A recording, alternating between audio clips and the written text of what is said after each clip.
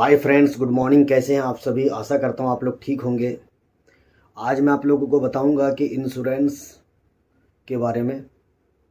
Insurance कितने प्रकार का होता है, इंश्योरेंस हमारे लिए क्यों ज़रूरी है और इंश्योरेंस हमें क्यों करवाना चाहिए।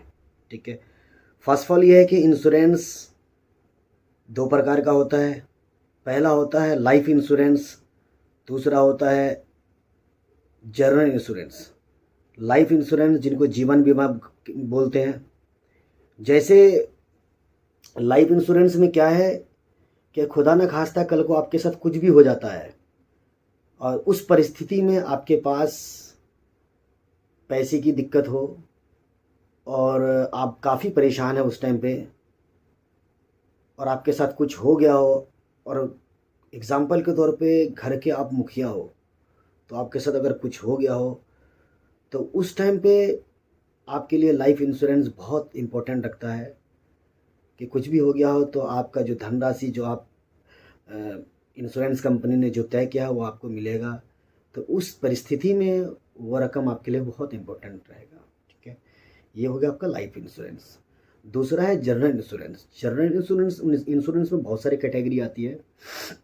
जैसे कार इंश्योरेंस हो गया, बाइक इंश्योरेंस हो गया, फ़ोन इंश्योरेंस हो गया, हाउस इंश्योरेंस हो गया, हेल्थ इंश्योरेंस हो गया। तो मैं बात करूँगा आपके कार इंश्योरेंस के बारे में। कार इंश्योरेंस जब भी कभी भी आप करवाते हो तो आप देख के कार इंश्योरेंस कराओ कि आप किस प्रकार का कार इंश्योरेंस कराते हो। ठीक है। उसमें भी कई कैटेगरी होता है। कई लोग फर्स्ट पार्टी कराता है, कई जीरो टैप में कराता है, कई थर्ड पार्टी कराता है। ठीक है। जीरो टैप में क्या है कि जीरो टैप में अगर आपने करवाया तो पूरी गाड़ी आपको, अगर आपका गाड़ी कभी खुदा ना खास्ता कोई दुर्घटना होती है तो पूरा कवरेज आपको मिलेगा। और फर्स्ट पार्टी में कुछ परसेंट आपको देना पड़ेगा, कुछ आपका जो इंश्योरेंस कंपनी होगी वो आपको पे करेगी। थर्ड पार्टी में कुछ नहीं मिलता है। ठीक है। अब ये इंश्योरेंस क्यों ज़रूरी है? इंश्योरेंस इसलिए ज़रूरी है कि कल को आपकी गाड़ी का या कोई भी दुर्घटना कुछ भी होता है तो वहाँ पर ये आपके लिए बहुत इम्पोर्टेंट होता है। ठीक है। इंश्योरेंस है तो आपकी गाड़ी बैन नहीं होगी, गाड़ी पुलिस वाला आएंगे इंस्पेक्शन करेंगे, गाड़ी बैन नहीं होगी।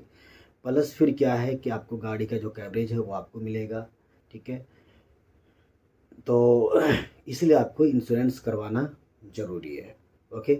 लेकिन मैं यहाँ पर इम्पोर्टेंट बात करूँगा कि इंश्योरेंस कभी भी आप करवाते हो तो कोई भी कंपनी से कराओ, डज़ नॉट मैटर। ठीक है। लेकिन इंश्योरेंस अगर कराते हो, कार इंश्योरेंस कराते हो तो आप चेक करके कराओ।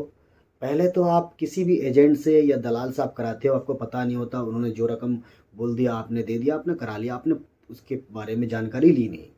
तो जानकारी ये लेना है कि आपके साथ फ्रॉड भी हो सकता है। ध्यान रखना इस बात का, फ्रॉड हो सकता है, आपके पैसे लेके भी एजेंट भाग सकता है। ठीक है। जैसे एग्जाम्पल के तौर पे आपने क्या नाम है कि इंश्योरेंस कराने के लिए आपने एजेंट को दे दिया। ठीक है। तो पहले आप उनसे क्या करवाओ कि आप कोटेशन मंगवाओ।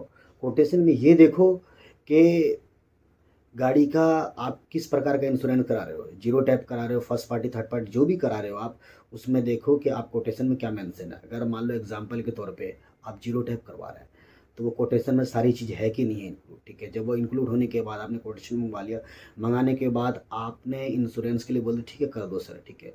तो उसने एक प्रीमियम रखा कि भाई 20,000 का मान लो इंश्योरेंस है, 25-30,000 का मान लो इंश्योरेंस है, मतलब ठीक है, जिसको हम प्रीमियम कहते हैं, इतना प्रीमियम दिया। तो आप ये देखो गाड़ी का वैल्यू क्या है। ठीक है। गाड़ी का वैल्यू क्या है और आपने कितना प्रीमियम दिया है।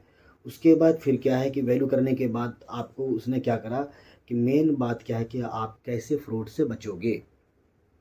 तो इंश्योरेंस जो है आपने अमाउंट उनको पे कर दिया, पे करने के बाद उन्होंने आपको हार्ड कॉपी या आपको पीडीएफ दे दिया है। ठीक है। आप देने के बाद आपको बोल दे 24 से 48 घंटे में आपका अपडेट हो जाएगा। आप एम परिवहन पे कहीं भी किसी भी साइट पर ऑनलाइन चेक करोगे आपका एक्टिव दिखाएगा। कई बार एक्टिव दिखाने के बाद भी फ्रॉड आपका इंश्योरेंस होता है और वो एक्टिव भी दिखाता है। लेकिन क्या है कि आपको बचना कैसे है उस चीज़ से कि पहले इंश्योरेंस अगर वो उसने करा है तो पेमेंट दो, देने के बाद हैंड टू हैंड वहीं पर देखो आजकल क्यूआर कोड आने लग गया है इंश्योरेंस पे। इंश्योरेंस को स्कैन करो, स्कैन करने के बाद आप स्कैन करोगे गूगल पे, फ़ोन पे, पेटीएम किसी से भी करोगे, आपको दिख जाएगा आपका नाम वगैरह जिसके नाम पे इंश्योरेंस है। उसके बाद उनको कहीं भी क्रोम में जाके या किसी भी कहीं पर भी जाके आप उसको कॉपी करो यहाँ से और वहाँ पेस्ट करो। पेस्ट करने के बाद अगर पूरा आपका डिटेल आता है, आपके बारे में डिटेल आता है, इंश्योरेंस की जानकारी आपको मिलता है, तो होती है कि नहीं आपका नाम, आपका पूरा डिटेल आ गया, तो इंश्योरेंस बिल्कुल ओके। अगर नहीं आया तो पेमेंट लो वहाँ उनसे और चले जाओ, बोल दो भैया मुझे इंश्योरेंस नहीं करवाना है। समझ गए? ये बात ध्यान रखना, क्योंकि मेरे साथ होने वाला था, इस चीज़ से मैं बचा हूँ, तो ये जानकारी आप लोगों को दिया हूँ। उम्मीद करता हूँ ये आप लोगों को अच्छा लगा होगा। ठीक है, कि कैसे आप इंश्योरेंस कराने से पहले आप फ्रॉड होने से बचेंगे, आपका पैसा जो है 25-30 हज़ार का आपका नुकसान नहीं होगा एक झटके में। ठीक है, कोई भी एजेंट आपके साथ कर सकता है, तो इसीलिए ये करने से पहले पहले जानकारी लो, उसके बाद आप करो। ठीक है, ये वीडियो अच्छी लगी हो तो ज़्यादा लोगों को आप शेयर करो ताकि उनके साथ ये दिक्कत ना हो। और